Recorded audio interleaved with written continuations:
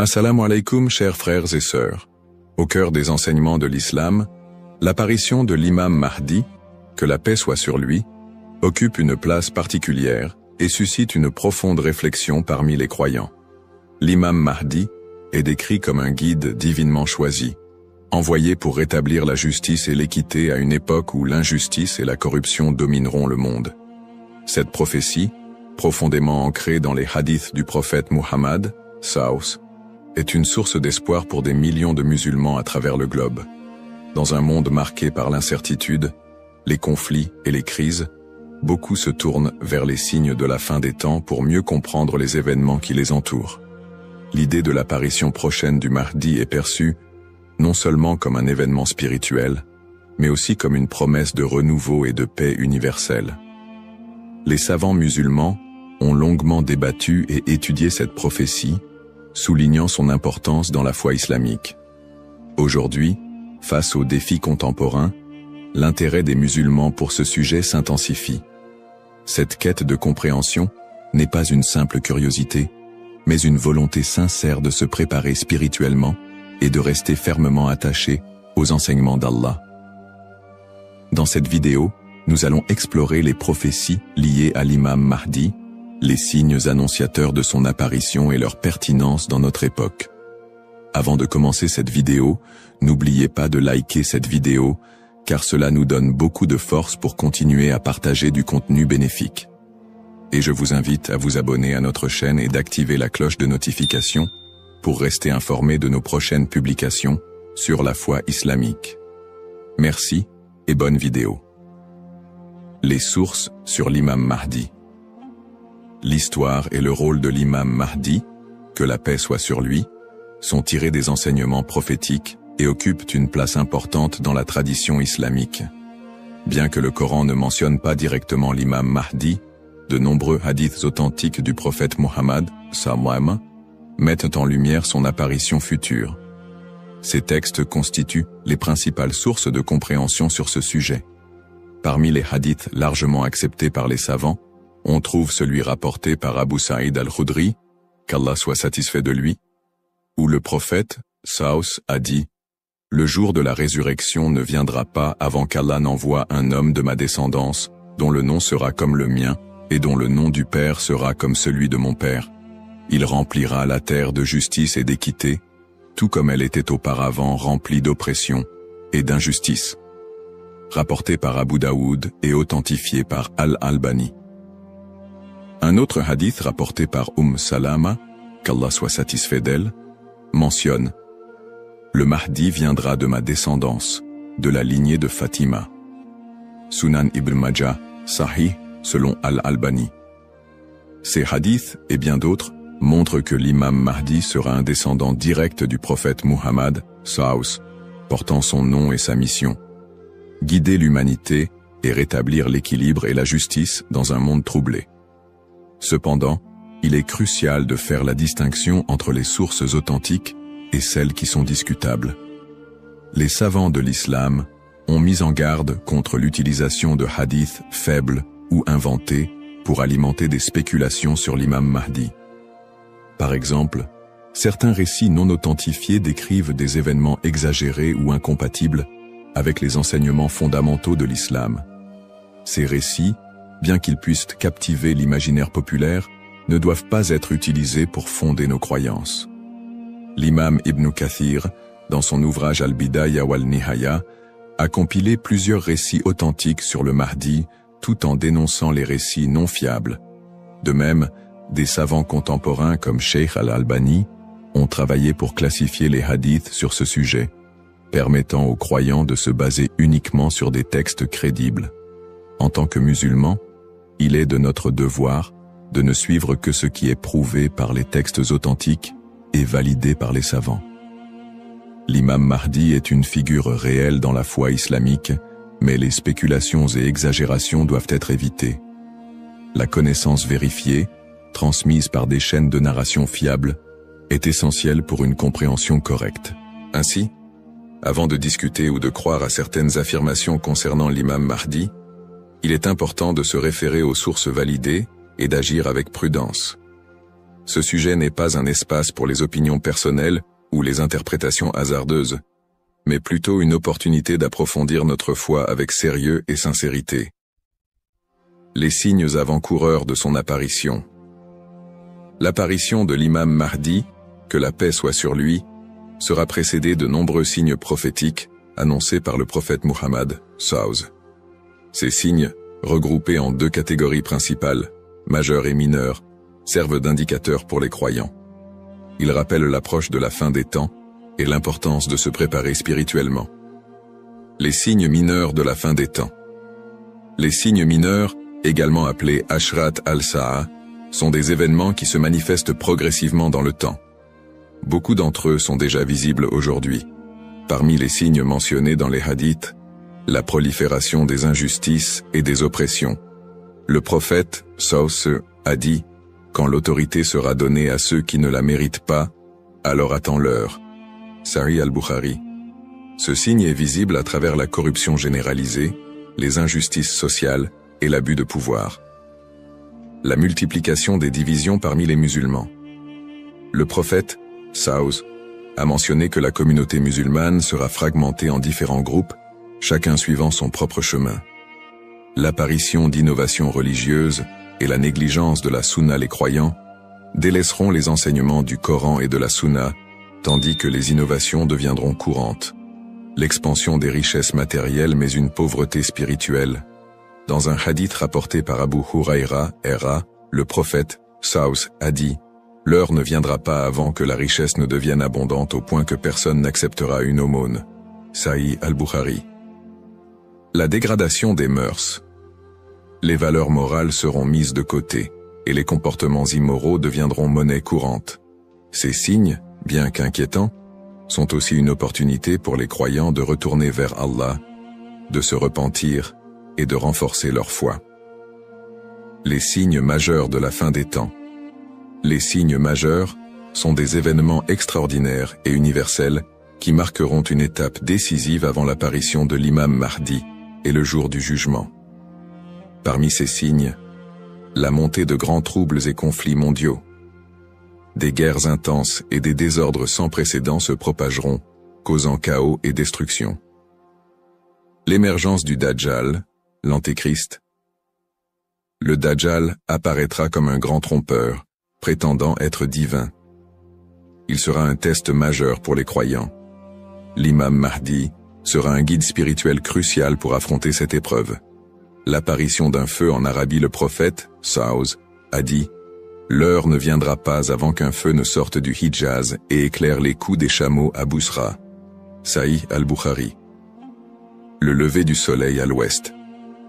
Ce phénomène surnaturel marquera un point de non-retour pour le repentir des gens. La descente de Jésus, Issa, que la paix soit sur lui, Jésus, As, reviendra pour soutenir l'imam Mahdi, vaincre le Dajjal et instaurer la justice. Événements actuels liés aux signes. De nombreux croyants se demandent si les événements contemporains, tels que les catastrophes naturelles, les pandémies, les guerres et l'érosion des valeurs morales, pourraient être liés à ces signes prophétiques. Bien que certains événements puissent sembler correspondre, il est important de rappeler que seul Allah connaît le moment exact de la réalisation de ces prophéties. Interprétation des signes par les savants. Les savants islamiques soulignent que les signes de la fin des temps ne doivent pas être interprétés littéralement ni utilisés pour prédire des dates précises. Leur rôle est de renforcer notre foi et de nous rappeler l'impermanence de ce monde. Cheikh al-Islam Ibn Taymiyyah et d'autres érudits ont mis en garde contre les spéculations excessives, rappelant que les prophéties doivent être comprises dans leur contexte spirituel et non comme des prédictions mondaines. Se préparer tout en restant modéré. Face à ces signes, les musulmans sont appelés à se tourner vers Allah par la prière, la lecture du Coran et les bonnes actions. Il est essentiel de ne pas sombrer dans la panique ou les théories sensationnalistes, mais plutôt de renforcer notre foi et notre confiance en Allah. Comme le prophète SAW l'a dit, « Agissez tant que vous êtes en vie ». Un rappel essentiel. Enfin, Il est crucial de se souvenir que seul Allah connaît le moment exact de l'apparition de l'imam Mahdi et du jour du jugement. Le rôle du croyant est de se préparer spirituellement et d'agir pour le bien, sans céder aux inquiétudes ou à l'impatience. Qui est l'imam Mahdi? L'imam Mahdi, que la paix soit sur lui, est une figure centrale des prophéties islamiques liées à la fin des temps. Son nom, Al-Mahdi, signifie « le bien guidé », et il est décrit comme un leader choisi par Allah pour restaurer la justice et l'équité dans un monde plongé dans l'injustice et la corruption. Il incarne l'espoir et la rédemption pour les croyants, à une époque où les valeurs morales et spirituelles auront été gravement dégradées. Le rôle de l'imam Mahdi selon les enseignements islamiques. Le rôle principal de l'imam Mahdi sera de guider l'humanité sur le chemin de la vérité et de la foi. Il apportera la justice dans un monde envahi par l'oppression et rétablira l'ordre dans les sociétés désorganisées. Le prophète Muhammad, Saus, a dit « Il remplira la terre de justice et d'équité, tout comme elle était auparavant remplie d'injustice et d'oppression. » Sunan Abu Daoud, Sahih selon Al-Albani. Le Mahdi sera également un défenseur de l'islam et de l'unité de la communauté musulmane. Ummah. Son arrivée coïncidera avec une période de chaos où les croyants seront divisés et éprouvés par de grandes tribulations. Il unifiera les musulmans sous une bannière commune et les guidera dans des batailles contre les forces du mal, notamment le Dajjal, l'Antéchrist. Traits et caractéristiques de l'imam Mahdi. Les hadiths authentiques décrivent l'imam Mahdi comme un homme au physique et aux qualités exceptionnelles, son nom et sa lignée. Il portera le même nom que le prophète Mohammed, Saus, et son père aura également un nom similaire à celui du père du prophète. Il sera un descendant direct du prophète à travers sa fille Fatima, qu'Allah soit satisfait d'elle. Son apparence, dans certains récits, il est décrit comme ayant un front large et un nez aquilin. Ses traits physiques permettront aux croyants de le reconnaître. Son caractère, le Mahdi sera doté d'un sens aigu de la justice, d'une grande sagesse et d'un cœur pur. Il sera aimé et suivi par les croyants sincères. Le prophète Muhammad, sallallahu a dit « Le Mahdi viendra de ma descendance, de la lignée de Fatima. » Sunan ibn Majah, Sahih selon Al-Albani. Le lien avec le prophète Muhammad, Saus. L'imam Mahdi, en tant que descendant direct du prophète Muhammad, Saus, est lié non seulement par sa lignée, mais aussi par sa mission spirituelle. Comme le prophète, il sera un guide pour l'humanité et incarnera les valeurs de l'islam, la justice, la miséricorde et la foi en Allah. Sa venue est perçue comme une continuation de la mission prophétique, avec un accent particulier sur la restauration de l'équilibre dans un monde corrompu. Pourquoi est-il tant attendu par les croyants? L'attente de l'imam Mahdi est profondément enracinée dans l'espoir de voir un monde meilleur. Les musulmans voient en lui un symbole d'espoir, surtout dans les moments de grandes difficultés et d'injustice. Espoir de justice universelle, dans un monde où les inégalités et les oppressions sont omniprésentes, l'imam Mahdi est attendu comme celui qui rétablira l'équilibre et donnera à chacun son droit. Unité de la communauté musulmane. À une époque où les divisions parmi les musulmans sont nombreuses, il apportera l'unité et la paix au sein de l'Ummah. Un guide spirituel et moral. Alors que les valeurs spirituelles s'érodent, il sera un phare de lumière et un rappel puissant du message divin. Pour les croyants, l'imam Mahdi représente un renouveau spirituel et moral. Sa venue n'est pas simplement un événement futur, mais un rappel constant de l'importance de rester attaché à sa foi, de cultiver la justice et d'agir en tant que serviteur d'Allah. Un rappel essentiel. Bien que l'attente du Mahdi soit source d'espoir, il est important de se rappeler qu'Allah seul connaît le moment de son apparition. Comme le prophète Muhammad, Saus, l'a dit, il viendra au moment qu'Allah aura choisi pour lui. Cette croyance nous rappelle de nous concentrer sur nos propres actions et de renforcer notre foi en préparation à cet événement majeur. Le rôle du croyant en attendant l'imam Mahdi. L'attente de l'imam Mahdi, que la paix soit sur lui, est une réalité profondément ancrée dans la foi islamique. Cependant, cette attente ne doit pas être perçue comme une justification pour l'inaction ou la passivité. Au contraire, le croyant est appelé à renforcer sa foi, ses bonnes actions et son lien avec Allah dans cette période d'attente. Se concentrer sur ses propres actes et sa foi. L'attente de l'imam Mahdi ne signifie pas que les croyants doivent simplement espérer un changement sans agir. Allah nous rappelle dans le Coran, « Certes, Allah ne modifie pas l'état d'un peuple tant qu'il ne modifie pas ce qui est en eux-mêmes. » Sourate Ar-Ra'd 13-11. Cela implique que chaque croyant doit se concentrer sur l'amélioration de ses propres actes, de sa foi et de son comportement. L'imam Mahdi ne viendra pas pour accomplir ce que nous négligeons, mais pour guider une communauté déjà engagée dans la voie d'Allah. Pratique recommandée pour le croyant. En attendant l'imam Mahdi, le croyant doit s'efforcer de maintenir une relation forte et constante avec son Créateur. Voici quelques pratiques essentielles. La prière, salat. La prière est le pilier central de l'islam et le premier acte dont le croyant sera jugé. L'accomplissement régulier des prières obligatoires et surérogatoires est crucial pour renforcer notre foi. Le dhikr, évocation d'Allah, multiplier les invocations et les rappels d'Allah, permet de purifier le cœur et de rester connecté à lui, même dans les moments difficiles. Le prophète Saus a dit, « Le meilleur rappel est « La ilaha illa Allah » Il n'y a de Dieu qu'Allah. La lecture du Coran. Le Coran est la lumière et la guidance pour tout croyant. Sa lecture régulière, accompagnée de méditation sur ses significations, est essentielle pour maintenir un lien avec les enseignements divins. Le tawakkul, confiance en Allah. Face aux épreuves, le croyant doit placer sa confiance totale en Allah, tout en faisant les efforts nécessaires pour s'améliorer. Agir et être un modèle de vertu. L'attente de l'imam Mahdi n'est pas une excuse pour négliger nos responsabilités personnelles, sociales ou spirituelles. Au contraire, chaque croyant doit être un modèle de vertu et d'excellence dans tous les aspects de sa vie. Dans sa famille, en éduquant ses enfants dans les valeurs islamiques et en maintenant une atmosphère de piété et d'amour. Dans sa communauté, en participant à des œuvres caritatives, en favorisant l'unité et en soutenant ceux qui en ont besoin. Dans sa conduite quotidienne, en respectant les enseignements de l'islam, en évitant les péchés et en recherchant l'agrément d'Allah dans toutes ses actions. Un rappel d'équilibre et de responsabilité. L'imam Mahdi n'est pas une figure miraculeuse venue pour résoudre tous les problèmes du monde sans notre participation.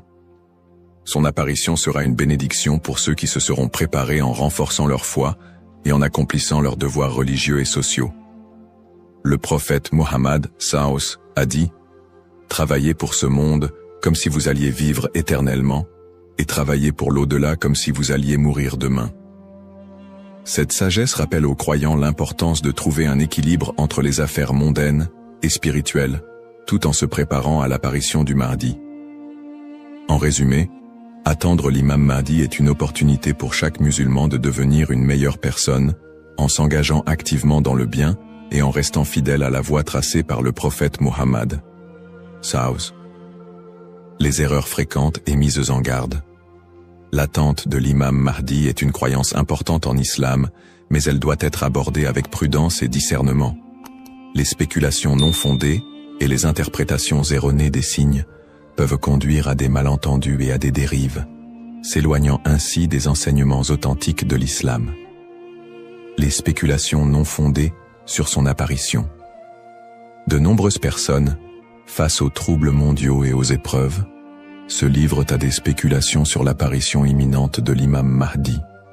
Certains affirment même avoir vu des signes ou identifié des individus comme étant le Mahdi. Ces spéculations, bien qu'alimentées par l'inquiétude ou l'espoir, sont souvent basées sur des sources faibles ou des interprétations personnelles. Le prophète Muhammad Saus nous a rappelé que seul Allah connaît le moment de ces événements. Quant à l'heure, nul ne la connaît, si ce n'est Allah. Sourate Luqman, 13-6 Shiunu 13-6 Shipatru. Il est donc essentiel de rester vigilant face à ceux qui prétendent connaître des détails précis ou fixer des dates, car cela va à l'encontre des enseignements islamiques. Les dangers d'interpréter les événements sans preuves solides. L'histoire a montré que certains individus ou groupes ont abusé de la croyance en l'imam Mahdi pour manipuler les gens, provoquer des divisions ou instaurer des mouvements extrémistes. Ces interprétations sans fondement solide peuvent semer la confusion et détourner les croyants de leur foi. Les savants mettent en garde contre l'interprétation erronée des textes prophétiques sans une connaissance approfondie. L'utilisation des événements actuels pour affirmer des prophéties sans preuves solides. La propagation de fausses informations ou d'idéologies qui ne reposent pas sur le Coran et la Sunna. Les conseils des savants pour éviter les dérives. Pour se prémunir contre ces erreurs, les savants recommandent les points suivants. S'appuyer sur les sources authentiques, étudier les hadiths authentiques et éviter les récits douteux ou faibles. Ne pas se précipiter dans les conclusions, rester humble et reconnaître que seul Allah connaît la vérité absolue. Consulter les savants compétents, s'adresser à des érudits fiables pour toute question ou doute sur les prophéties. Se concentrer sur ses propres actes, plutôt que de se perdre dans des spéculations inutiles, renforcer sa foi et accomplir ses devoirs religieux. Un rappel essentiel. L'apparition de l'imam Mahdi est un événement certain, mais son moment reste un secret d'Allah. Le prophète Muhammad SAW nous a enseigné l'importance de ne pas se perdre dans des conjectures, mais de rester attaché aux principes de l'islam et de faire confiance à Allah. Celui qui place sa confiance en Allah, il lui suffit. Surat At-Talaq, 65-3. En résumé, chaque croyant doit éviter les pièges des spéculations et des interprétations erronées et se concentrer sur l'essentiel, sa relation avec Allah et son engagement à suivre les enseignements du prophète SAW. L'importance de l'espoir et de la confiance en Allah. Dans un monde rempli de défis, d'épreuves et d'incertitudes, il est essentiel pour les croyants de maintenir un profond sentiment d'espoir et une confiance absolue en Allah. La promesse de l'apparition de l'imam Mahdi, que la paix soit sur lui, n'est pas un appel à la peur, mais un rappel de la miséricorde et de la sagesse infinie d'Allah. Ne pas céder à la peur ou à l'anxiété. Les épreuves de la vie peuvent parfois paraître écrasantes, mais Allah nous rappelle dans le Coran. Ne vous laissez pas abattre et ne soyez pas tristes. Vous êtes les supérieurs si vous êtes croyants. Surat Al-Imran 3:139. Plutôt que de succomber à l'anxiété face aux troubles du monde ou aux signes de la fin des temps, les croyants doivent se rappeler que ces événements font partie du plan divin. Allah est le meilleur des planificateurs, et tout ce qui se passe a une raison profonde, même si elle nous échappe. Chaque épreuve est une opportunité de se rapprocher d'Allah. Les moments de difficulté sont, en réalité, des occasions uniques pour renforcer sa foi et son lien avec Allah. Le prophète Muhammad SAW a dit « La récompense est proportionnelle à l'épreuve. Lorsqu'Allah aime un peuple, il l'éprouve. » Sahih al-Bukhari. Au lieu de voir les épreuves comme des obstacles, elles doivent être perçues comme des moyens d'expier nos péchés, de purifier nos cœurs et d'accroître notre patience et notre gratitude. Les pratiques comme le dhikr, la prière et la lecture du Coran permettent de transformer ces épreuves en des opportunités de rapprochement avec Allah. Plus le croyant se connecte à son Seigneur, plus il trouve de sérénité et de force face à l'adversité. Rester unifié en tant qu'Ummah. L'unité de la communauté musulmane, Ummah, est un pilier essentiel dans la préparation à l'apparition de l'imam Mahdi. La division affaiblit les croyants et les détourne de leurs objectifs spirituels. Allah nous appelle à l'unité dans le Coran. Et cramponnez-vous tous ensemble au câble d'Allah et ne soyez pas divisés. Surat Al-Imran 3:103. En restant unis, les croyants peuvent surmonter les épreuves collectives et se soutenir mutuellement dans la foi. L'entraide, le pardon et l'amour fraternel sont des valeurs fondamentales pour bâtir une communauté forte et résiliente. Un rappel d'espoir et de sérénité. Allah est toujours avec ceux qui placent leur confiance en lui. Le prophète Muhammad, Savus, nous a enseigné que même dans les moments les plus sombres, Il y a toujours de l'espoir pour ceux qui se tournent vers Allah avec sincérité. Il a dit, étonnante est l'affaire du croyant. Tout ce qui lui arrive est un bien pour lui. Si un bonheur l'atteint, il remercie, et c'est un bien pour lui. Et si un malheur l'atteint, il patiente, et c'est un bien pour lui. Sahih Muslim. Ainsi, en renforçant notre foi, en restant unis et en plaçant notre confiance en Allah, nous transformons les moments d'incertitude en des opportunités de grandir spirituellement et de construire un avenir meilleur pour l'Ummah. Conclusion inspirante. En résumé, la prophétie de l'apparition de l'imam Mahdi est un rappel puissant pour les croyants de renforcer leur foi, d'être attentifs aux enseignements d'Allah et de se préparer spirituellement à l'au-delà. Nous avons exploré les sources authentiques qui mentionnent l'imam Mahdi, les signes avant-coureurs de son apparition et son rôle dans la restauration de la justice et de l'équité. Nous avons également mis en lumière l'importance pour chaque croyant d'agir, de cultiver la patience et de ne pas tomber dans des spéculations infondées. Ces enseignements sont une invitation à la réflexion personnelle. Suis-je prêt à rencontrer mon Seigneur? Ai-je accompli les devoirs qu'Allah m'a confiés? L'attente de l'imam Mahdi doit nous pousser à purifier nos intentions, à accroître nos bonnes actions et à renforcer l'unité de l'Ummah. Terminons cette réflexion par une invocation sincère. Ô Allah, guide-nous sur le droit chemin, raffermis notre foi et aide-nous à être parmi ceux qui te plaisent. Protège l'humanité des épreuves et des divisions et accorde à l'Ummah l'unité et la paix. Fais de nous des serviteurs sincères et prépare nos cœurs à accueillir tes bénédictions. Amin. Puisse Allah nous accorder la patience, la sagesse et la force d'être des modèles de vertu et de foi. Bismillahir-Rahman-ir-Rahim. Au nom d'Allah, le tout miséricordieux, le très miséricordieux. Assalamu alaykum wa rahmatullahi wa barakatuh. Que la paix, la miséricorde et les bénédictions d'Allah soient d'armoire sur vous tous. Attention, beaucoup de croyants commettent une erreur sans s'en rendre compte. Une erreur qui peut affecter leur relation avec Dieu. Lorsque l'appel à la prière du Maghrib retentit, qu'est-ce que vous faites en premier? Vous précipitez-vous sur la nourriture pour rompre votre jeûne et manger un repas complet avant de prier? Ou bien vous accomplissez immédiatement votre prière avant de prolonger l'iftar? Saviez-vous que retarder volontairement la prière du Maghrib après avoir bien mangé peut être une erreur grave? Beaucoup de musulmans prennent l'habitude de s'asseoir longuement pour manger après l'adhan, sans se rendre compte des conséquences spirituelles que cela peut engendrer. Pourtant, la prière est la première chose sur laquelle nous serons jugés, alors pourquoi prendre le risque de la négliger même temporairement? Dans cette vidéo, nous allons voir ensemble pourquoi il ne faut jamais retarder la prière du Maghrib après l'iftar. Quelles sont les recommandations du prophète Mohammed?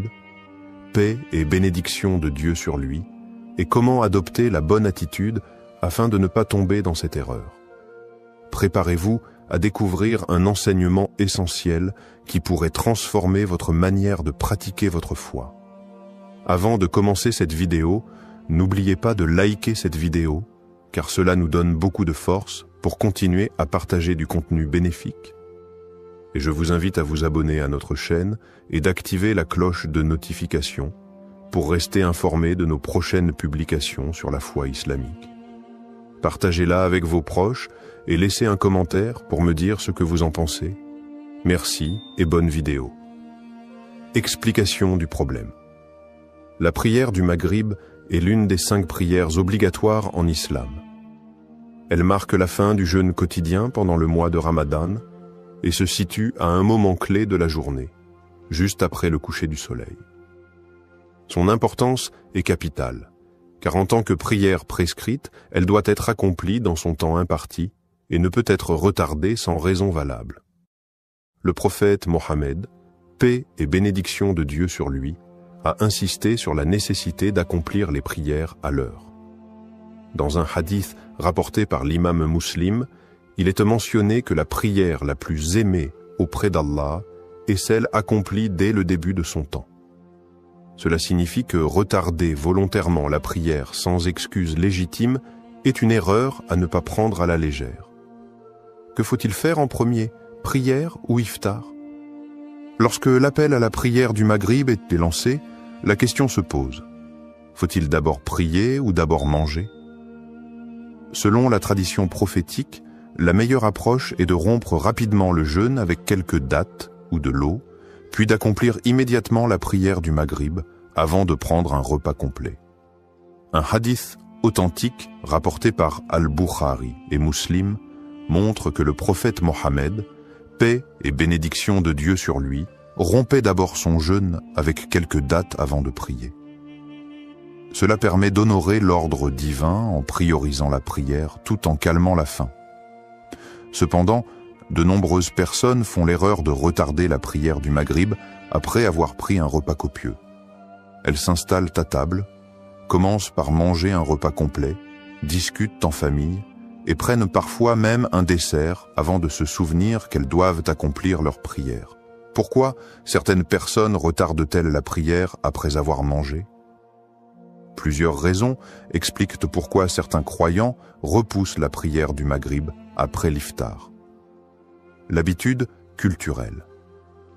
Dans certaines familles et traditions, il est courant de faire un long repas dès l'iftar, en considérant la prière comme une action secondaire qui peut être accomplie plus tard. La faim intense. Après une journée entière de jeûne, beaucoup ressentent un besoin immédiat de manger et ont peur de ne pas avoir assez d'énergie pour prier. L'influence de l'environnement. Dans les grandes réunions familiales ou les repas collectifs, il peut être difficile de s'éloigner de la table pour accomplir sa prière à l'heure. Le confort après le repas. Après avoir bien mangé, on peut être pris d'une sensation de fatigue ou de lourdeur qui rend la prière plus difficile à accomplir avec concentration et sérénité. Les conséquences de cette habitude. Lorsqu'on prend l'habitude de retarder la prière après un long repas, plusieurs problèmes se posent. On risque d'oublier la prière en restant occupé avec le repas, les discussions et les distractions. L'esprit devient moins concentré après un repas copieux, ce qui diminue la qualité de la prière. On ne respecte pas l'enseignement prophétique qui encourage à prier dès que possible après la rupture du jeûne. Il est donc essentiel de revoir nos priorités. L'iftar est important, mais la prière du Maghrib doit toujours passer en premier après avoir rompu le jeûne rapidement. Les conséquences d'un retard volontaire. La prière est le pilier central de l'islam et doit être accomplie à l'heure prescrite. Dans le cas du Maghrib, il est crucial de comprendre pourquoi retarder volontairement cette prière après un long repas peut être une erreur grave aux yeux de Dieu. Premier, l'enseignement du prophète Mohammed, paix et bénédiction de Dieu sur lui. Le prophète Mohammed, paix et bénédiction de Dieu sur lui, a enseigné que la meilleure manière d'accomplir la prière est de la faire dès que l'appel à la prière est lancé. Il a dit « Les meilleures actions aux yeux d'Allah sont la prière faite à son heure, la bonté envers les parents et le combat dans le sentier d'Allah. » Rapporté par Al-Bukhari et Muslim. Concernant le Maghrib, il a été rapporté qu'il rompait son jeûne avec quelques dattes ou une gorgée d'eau, puis se levait immédiatement pour prier. Ce comportement est une sunna claire que les croyants doivent suivre pour éviter de tomber dans le piège du retard volontaire. 2. Les erreurs courantes commises durant le mois de Ramadan. Malheureusement, de nombreuses personnes commettent des erreurs pendant le Ramadan en retardant leur prière du Maghrib pour plusieurs raisons. Prendre un repas complet avant de prier. Beaucoup mangent un repas copieux dès l'iftar, ce qui les amène à repousser la prière. Prolonger les discussions après le repas. En famille ou entre amis, il est facile de se laisser emporter par les discussions et de ne plus voir le temps passer. Se sentir trop fatigué ou lourd après le repas. Un repas important peut entraîner une sensation de somnolence ou de paresse, rendant l'accomplissement de la prière plus difficile. Se laisser distraire par les réseaux sociaux ou la télévision. Après avoir mangé, certains préfèrent regarder la télévision, utiliser leur téléphone, ou se distraire plutôt que de prier immédiatement. Ces erreurs peuvent sembler anodines, mais elles ont un impact spirituel et religieux majeur. Troisième.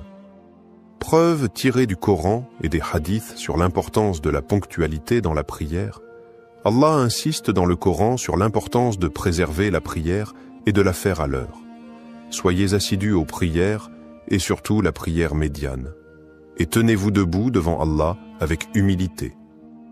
Sourate Al-Baqarah, verset 238. Ce verset rappelle aux croyants qu'ils ne doivent pas négliger ou retarder leurs prières, notamment lorsqu'ils ont la capacité de les accomplir immédiatement. Un autre verset met en garde contre ceux qui retardent volontairement leurs prières. Malheur donc à ceux qui prient tout en négligeant leurs prières, qui sont pleins d'ostentation et refusent l'ustensile de la charité. Sourate Al-Ma'un, versets 4 à 7. Ce passage du Coran met en évidence le danger du retard volontaire de la prière et les conséquences spirituelles qui en découlent. Quatrième. Les avertissements des savants sur le retard de la prière du Maghrib. Les savants de l'islam ont toujours averti contre le fait de retarder volontairement la prière sans raison valable. Selon eux, Cheikh Ibn Baz a expliqué que retarder la prière du Maghrib jusqu'à la disparition totale du crépuscule sans excuse est un péché. Cheikh Al-Albani a insisté sur le fait que la prière doit être la priorité, même en période de Ramadan, et qu'il suffit de rompre rapidement son jeûne avant de l'accomplir. Cheikh Ibn Othaymin a rappelé que ceux qui mangent longuement avant de prier risquent d'être distraits et de perdre la concentration nécessaire pour bien accomplir leur prière. En conclusion, la prière du Maghrib ne doit jamais être retardée volontairement après un repas complet. Pour préserver notre relation avec Dieu et suivre l'exemple du prophète, nous devons rompre notre jeûne avec quelques dattes et de l'eau, puis prier immédiatement avant de reprendre notre repas sereinement. Ne laissons pas les distractions du repas nous éloigner de l'adoration la plus précieuse, la prière. Ce que disent les textes religieux sur l'ordre entre iftar et prière.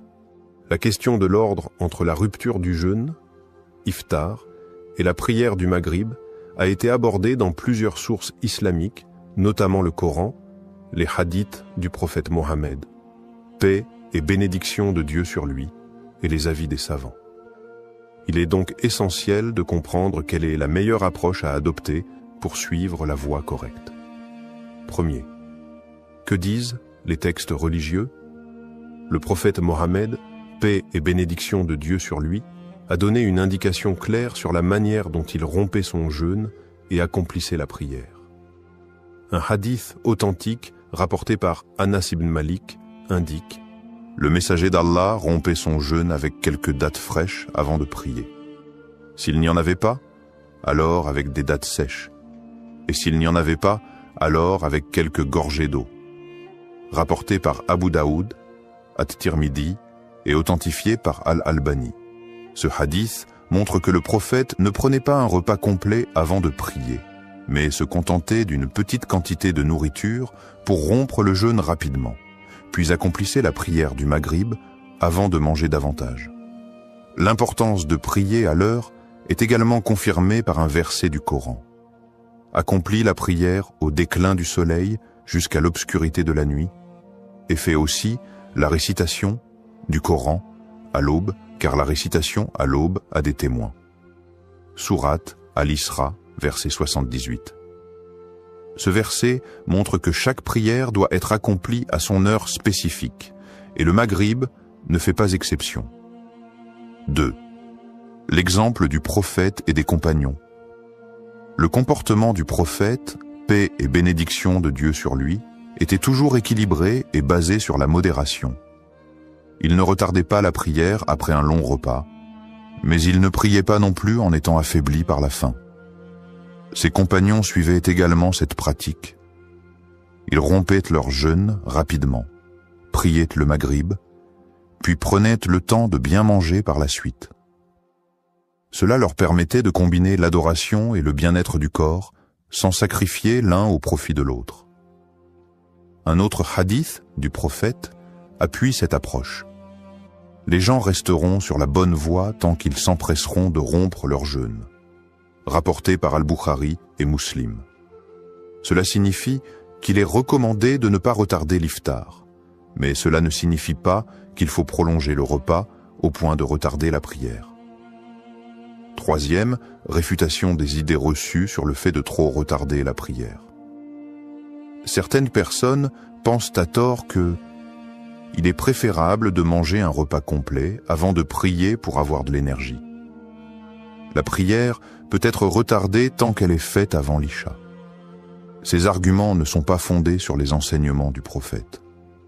Manger un repas complet avant de prier peut rendre la prière plus difficile en raison de la sensation de lourdeur et de fatigue. D'autres disent que la prière peut être retardée après le repas tant qu'elle est accomplie avant la prière de l'Isha. Mais cette approche va contre la recommandation de prier dès que possible. Retarder sans raison valable peut entraîner une négligence et une perte progressive de la rigueur spirituelle. Quatrième, analyse des opinions divergentes. Il existe deux grandes approches concernant la question du Maghrib et de l'iftar. Premier avis, rompre le jeûne avec quelques dattes et de l'eau, puis prier immédiatement. Cet avis est largement recommandé car il est basé sur la sunna du prophète et permet de préserver la priorité de la prière tout en calmant la faim. Deuxième avis, prendre un repas avant de prier. Certains savants estiment que si une personne est trop affamée pour se concentrer dans sa prière, elle peut manger un peu plus que quelques dattes avant de prier, mais sans prolonger inutilement le repas. La meilleure approche reste celle du prophète, rompre rapidement le jeûne, accomplir la prière immédiatement, puis profiter du repas en toute sérénité. Conclusion, le Coran, les hadiths et les avis des savants convergent vers une même règle. La prière du Maghrib ne doit pas être retardée volontairement après un repas prolongé. Le prophète nous enseigne que la meilleure manière d'agir est de rompre le jeûne avec quelques dattes et de l'eau, puis de prier immédiatement. Ne laissons pas nos habitudes alimentaires nous éloigner de l'adoration d'Allah. Faisons passer la prière avant tout, et Allah nous accordera sa bénédiction. Conséquences spirituelles et impact sur la foi. L'islam accorde une place centrale à la prière, qui est le premier acte d'adoration sur lequel nous serons jugés le jour du jugement. Retarder systématiquement la prière du Maghrib après un long repas peut sembler anodin, mais en réalité, cela a un impact profond sur la spiritualité, la discipline religieuse et la relation avec Allah. Premier, perte progressive de la rigueur spirituelle. Lorsqu'un croyant prend l'habitude de retarder la prière sans raison valable, il commence à affaiblir son engagement religieux. En effet, la prière est censée être une priorité absolue et non un simple rituel secondaire à caser dans son emploi du temps. Allah dit dans le Coran, « La prière a été prescrite aux croyants en des temps déterminés. » Sourate An-Nisa, verset 103. Cela signifie que chaque prière doit être accomplie à son heure précise. Lorsqu'on retarde une prière pour des raisons futiles, cela peut ouvrir la porte à la négligence et à terme, entraîner une baisse de foi et une perte de connexion avec Allah. Exemple concret, un frère témoigne. Avant, je prenais l'habitude de manger un repas complet avant de prier Maghrib. Puis un jour, j'ai réalisé que souvent je traînais tellement que je priais juste avant Isha.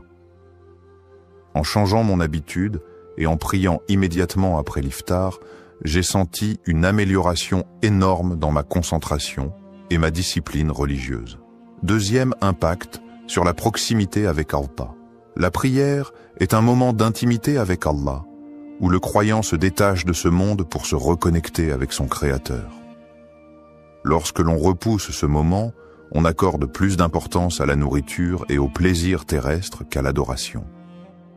Le prophète Mohammed, paix et bénédiction de Dieu sur lui, a dit « La prière est la lumière du croyant », rapporté par Ahmad et At-Tabarani.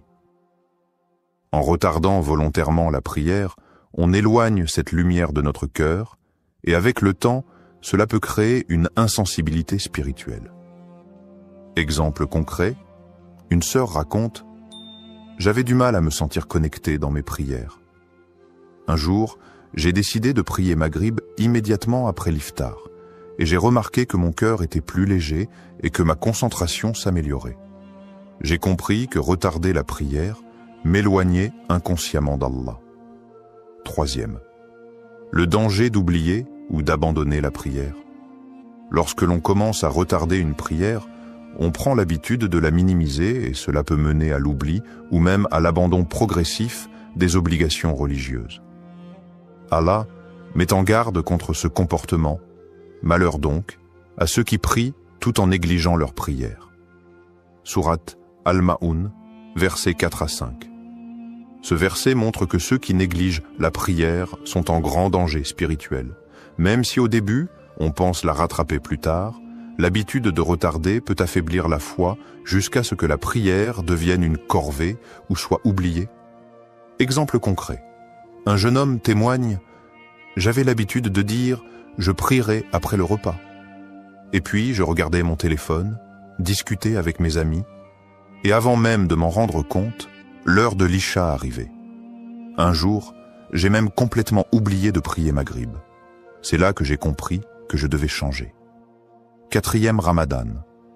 Un mois pour rectifier ses habitudes. Le mois de Ramadan est une opportunité précieuse pour renforcer sa relation avec Allah et adopter de bonnes habitudes spirituelles. Si l'on ne fait pas de la prière une priorité en ce mois béni, alors quand le fera-t-on?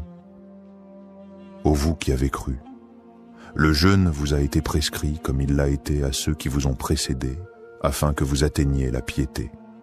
Sourate Al-Baqarah, verset 183. Ce verset montre que le Ramadan est un mois de transformation spirituelle. C'est le moment idéal pour abandonner l'habitude de retarder la prière et revenir à la sunna du prophète. Conclusion.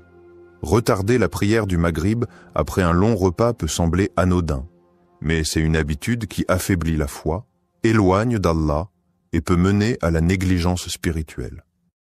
En prenant l'habitude de rompre le jeûne rapidement et de prier immédiatement après, on renforce sa discipline religieuse, sa connexion avec Allah et sa rigueur dans l'adoration.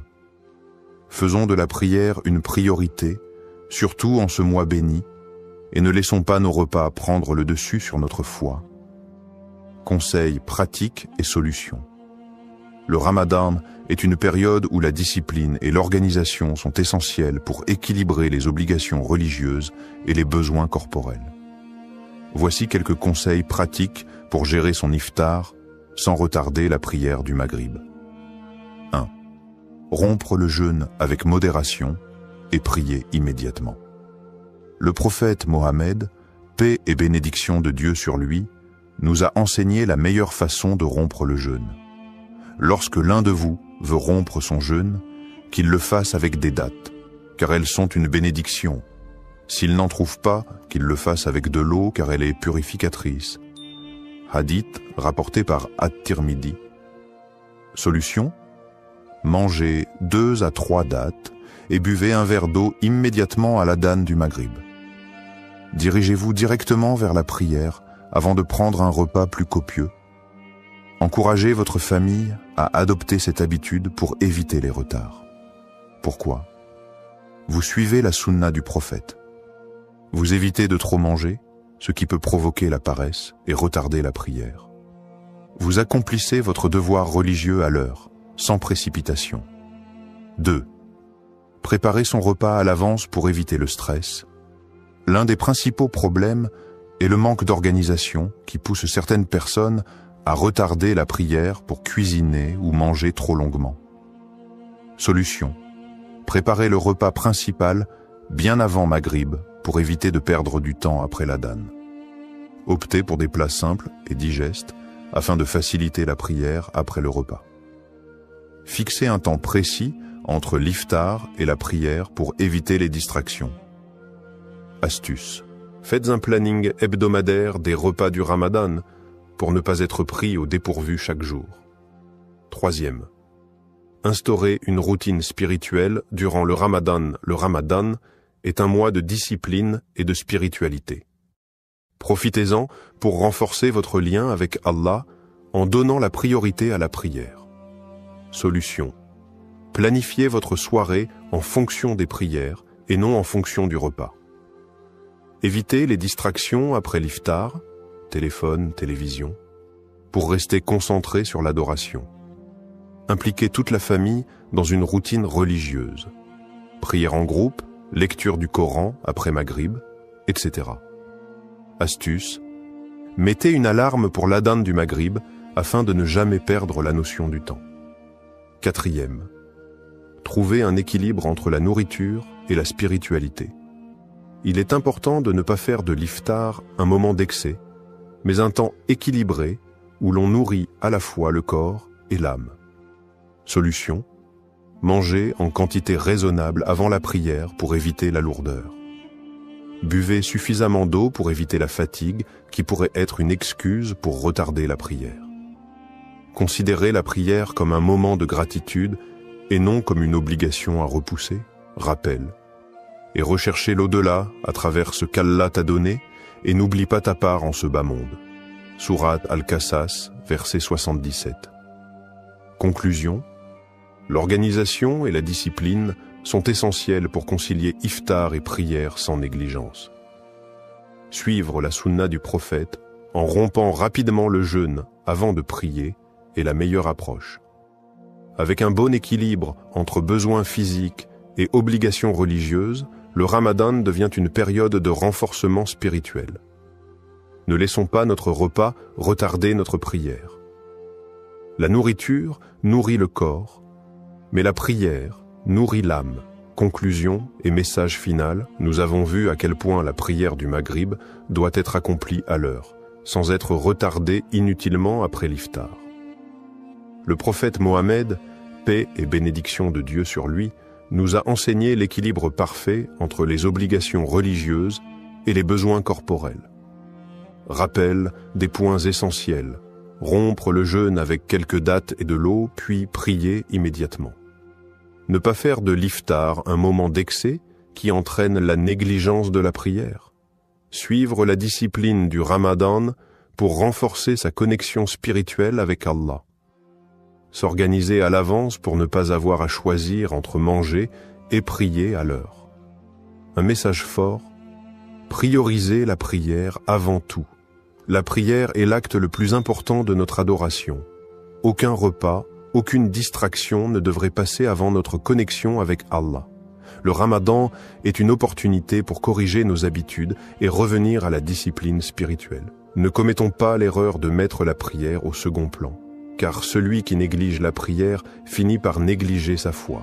Allah nous a donné un mode de vie équilibré. Respectons-le en mettant la prière avant tout. Sensibilisez et partagez le message. Si ce message vous a été bénéfique, partagez-le autour de vous. Ensemble, aidons nos proches à adopter les bonnes pratiques et à renforcer leur foi durant ce mois béni. Likez, commentez et partagez pour que cette parole atteigne un maximum de croyants.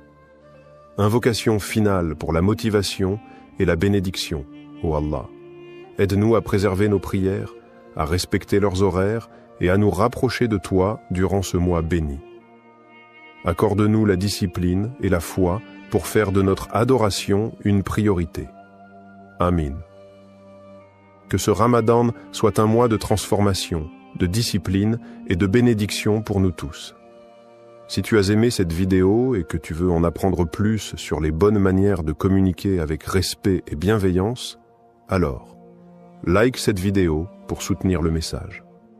Abonne-toi pour ne pas rater les prochaines vidéos. Partage cette vidéo avec tes proches pour qu'ensemble, nous puissions répandre plus de bienveillance. Merci d'avoir regardé jusqu'au bout. Dis-moi en commentaire quelles questions t'as déjà mis et mal à l'aise et comment tu aimerais que les gens communiquent avec toi. À très bientôt pour une nouvelle vidéo. Barakallahu fikum. Adi.